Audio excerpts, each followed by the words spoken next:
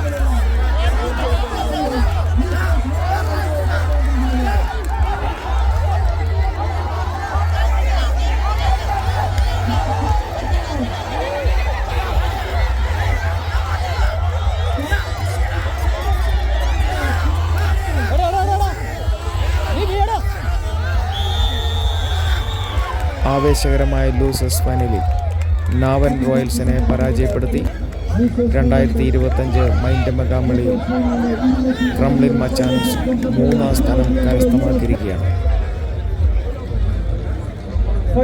Sponsor ചെയ്യുന്ന 250 യൂറോയുടെ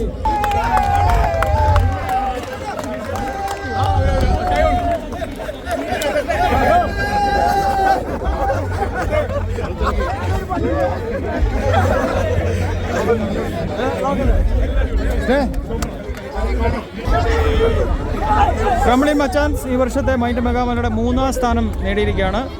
losers ഫൈനലിൽ നാവൻ റോയൽസിനെ എതിരില്ലാത്ത ഒരു സെറ്റിനെ പരാജയപ്പെടുത്തി ക്രംലിൻ മച്ചാൻസ് 3ാം സ്ഥാനം നേടിയിരിക്കുന്നു.